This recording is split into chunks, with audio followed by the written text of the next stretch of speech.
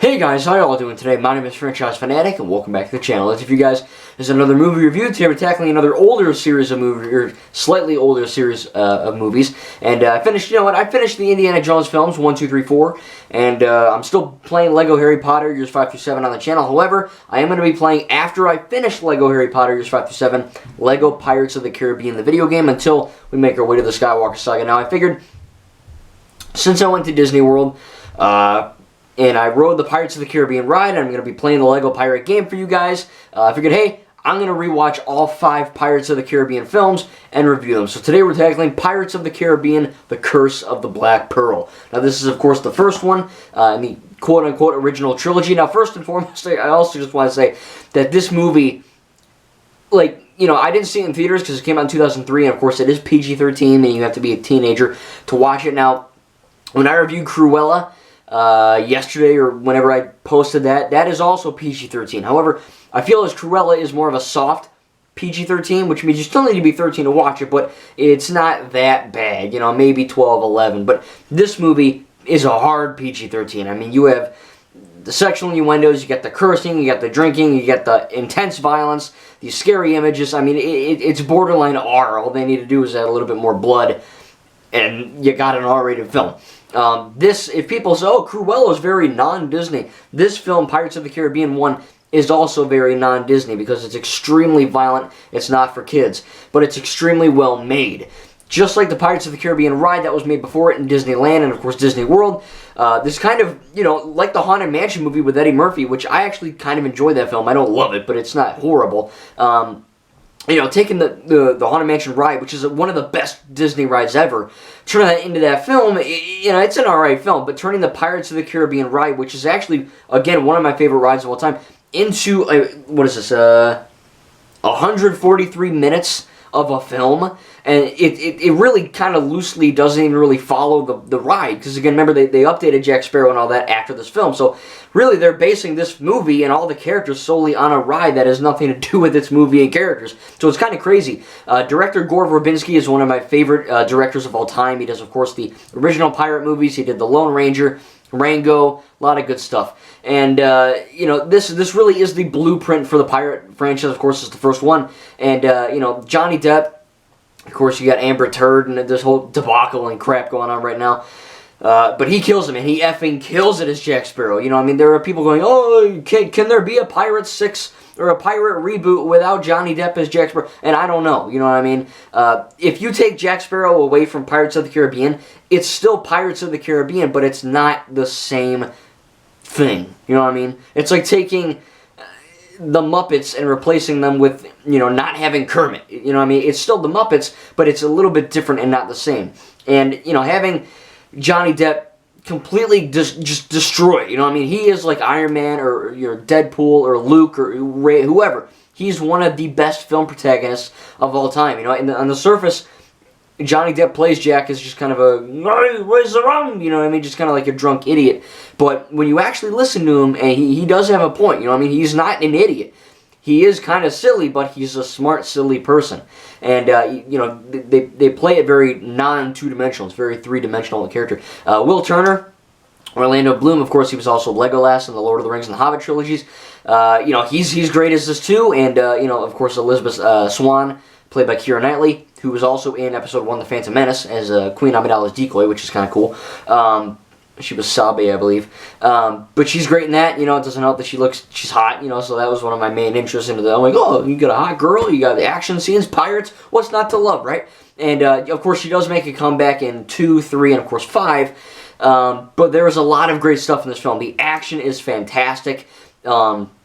The way that it's shot and filmed is also really nice. I think that the sound effects is great. The comedy, it's not a straight comedy, but there's enough comedy in there where it kind of, it's a dark film. It's very violent, very dark, very kind of somber at times, and just kind of creepy and morbid. So I think they did have to, because, it's a Disney film, so it can't be R-rated, but it's in that medium between being appropriate for kids and up and adults only. It's that PG-13 sweet spot.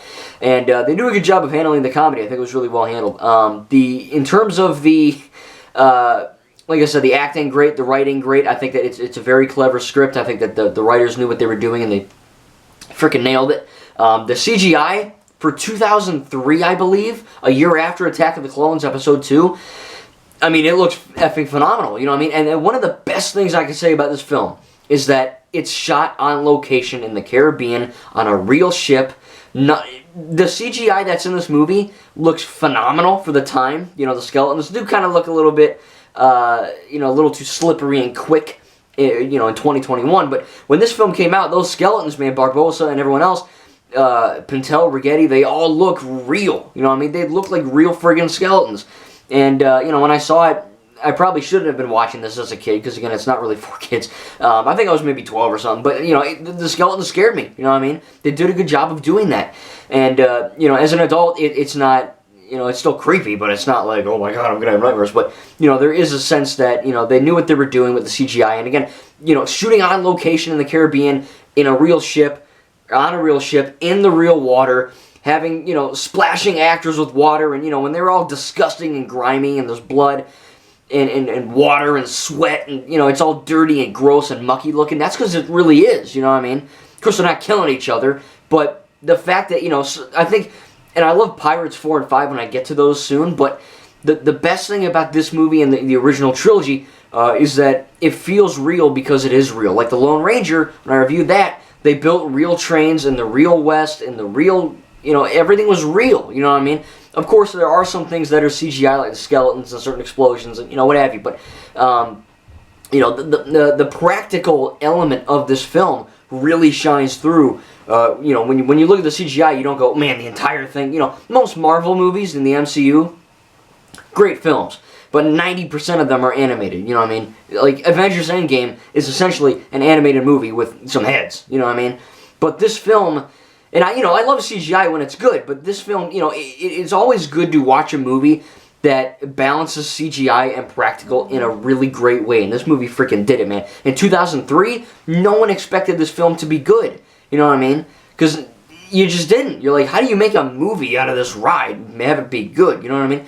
And I think Jungle Cruise coming out on, I think, July 30th, it has that sort of adventurous feel that I think, you know, if they're lucky, Jungle Cruise could be the next Pirates of the Caribbean, you know what I mean? Or what the Lone Ranger could have been if people actually effing enjoyed it, like me. But, you know, Pirates of the Caribbean, The Curse of the Black Pearl is a very strong movie. In terms of negativity, I mean, there really isn't much to negate. I mean, there's a reason why people view Curse of the Black Pearl as one of the best films ever, and one of the most influential movies of all time. I mean, it turned Disney on its head. It turned the action-adventure comedy genre on its head.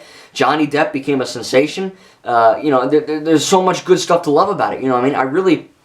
I was watching it, you know, I was struggling for negatives. I mean, it's great, you know, so maybe the CGI is not perfect now, but, you know, I didn't see it when it first came out. I'd imagine it'd be pretty good, but, you know, I love the comedy, I love the action, I love the story. You know, they don't really open itself up to a sequel, and of course they did make a sequel. But kind of like, you know, the first movie's its own thing, 2 and 3 is its own story, and then 4 and 5 are different ones. So, you know, it's kind of like that. But you know, the first in a franchise, I mean, the characters are really well written, the action's great, the CGI is handled really well, the filmmaking is fantastic, the editing's on point, everything about this movie works.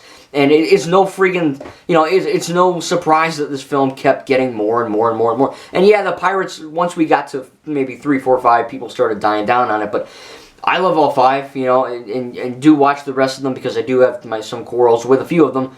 They're not all A+.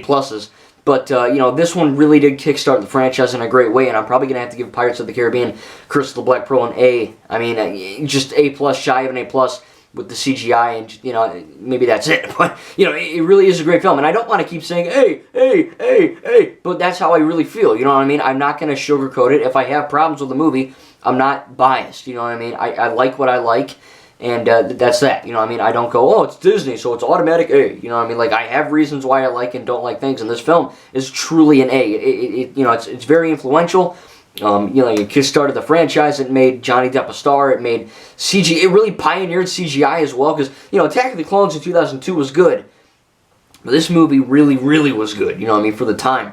And of course, with Pirates 2, 3, 4, 5, it only got better. And but you know, I really do have to commemorate Gore Verbinski and everyone else because, you know, it feels, like I said, it feels real because it is real. You know what I mean? They're on real ships, and they're in the actual Caribbean or wherever Hawaii, wherever they filmed, and you know, you can tell when something's CGI and when something's real. Even if it's good CGI, still CGI. You know what I mean? Take, for example, the dinosaurs and the T-Rex in Jurassic Park 1.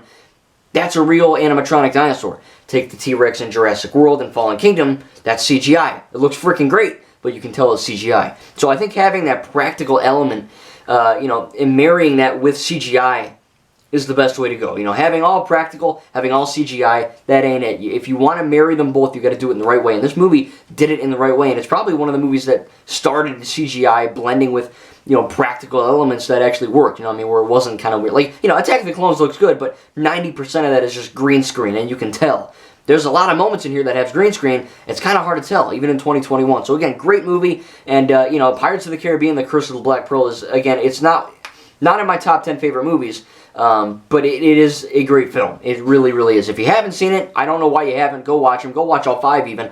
And again, guys, hope you guys enjoyed my review. Tell me what you think about The Curse of the Black Pearl in the comments below. Again, after I finish Lego Harry Potter, I am going to play Lego Pirates of the Caribbean. I went to Disney, as you know, and I rode the ride, and I'm in a pirate mood, so I'm gonna freaking watch them. And we have 2, 3, 4, 5 to review.